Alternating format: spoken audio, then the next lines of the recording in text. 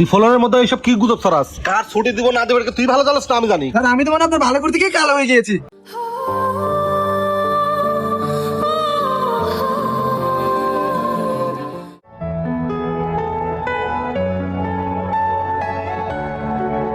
Sir আদাব। আদাব। কি হয়েছে খগেন? স্যার সামনে তো পূজা, যদি আমার বেতন বোনাসটা দিতেন। বেতনের কথা বলার কি সময় পাও নাই? যে দেখছো টাকা গুনতেছে আর এসে বেতনের কথা বলতেছো না? যাও সময় হলে তুমি যাও। ঠিক আছে স্যার আদাব। টাকা দেখলে জীবন লাখ লাখ করে না।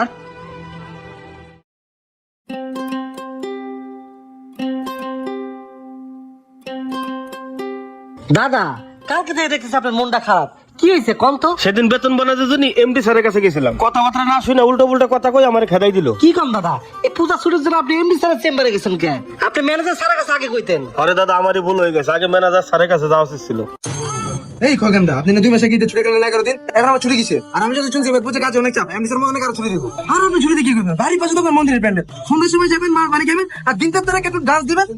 দাদা আপনি যেটা জানেন না ওইটা নিয়ে কথা বলতেছেন না, আপনি আপনার কাজ করেন যান। আরে দাদা আমি তোমার ভালো করতে গিয়েছি, এখন কাল হয়ে গেছে, থাকো তুমি, আর জ্ঞান দিলাম না।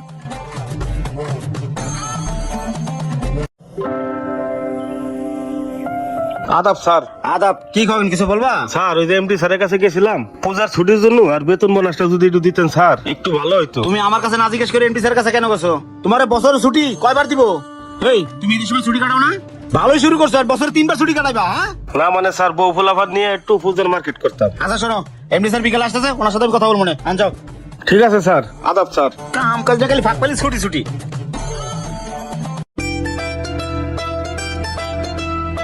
কাজের কি অবস্থা? সামনের সপ্তাহের মধ্যে কি মাল শিপমেন্ট দিতে পারবো? হয়ে যাবে স্যার। এক সপ্তাহের মধ্যে যাতে শিপমেন্ট হয় সে ব্যবস্থা করো, ঠিক আছে? ওকে, স্যার। ও আচ্ছা শোনো, হিন্দুদের তো আবার পূজা শুরু হয়েছে, আমাদের এখানে যত হিন্দু কর্মচারী স্টাফ আছে ওদেরকে 1 মাসের বেতন দিয়ে হাফ বোনাস দিয়ে ছেড়ে দাও, ঠিক আছে? কি বলেন স্যার, হিন্দুদের ছুটি দিবেন? তাহলে কাজ করবো কে? শোনো, সব ধর্মের মানুষই তাদের ধর্মীয় উৎসব পালন করার অধিকার আছে। তুমি একটা কাজ করো, সবার লিস্ট করো। আচ্ছা আমি পাস করে যাচ্ছি, চলো তোমার অফিসে যাই। আসো। আচ্ছা স্যার চলেন।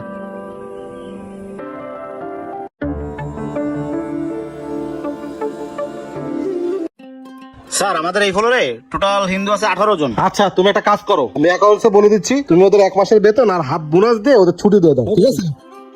আর তুমি একটা কাজ করো, যে আমাদের ইনচার্জ খগেন আছে না, ওকে একটু ডাক দাও। ওই রাজ, ওই যে আমাদের ইনচার্জ খগেন আছে না, ওর একটু পাঠাই দাও তো। আর তুমিও আসো, দাঁড়াও এখানে, তুমিও দাঁড়াও।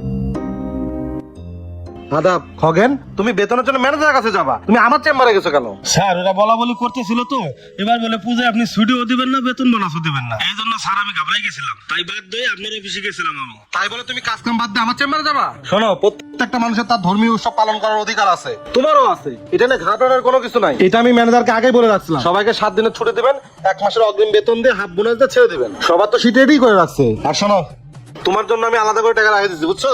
যাও, তোমাকে 7 দিন ছুটি দেওয়া হলো, তোমার ফ্যামিলির সাথে পূজা টুজা পালন করে আবার 7 দিন পর এসে কাজে যোগ দিবা, বুঝছো? ঠিক আছে স্যার, আসি। আদাব। আদাব।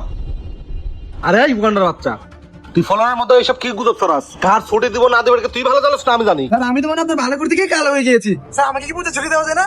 পূজা ছুটি দিব মানে? তোর আবার কিসের পূজা ছুটি?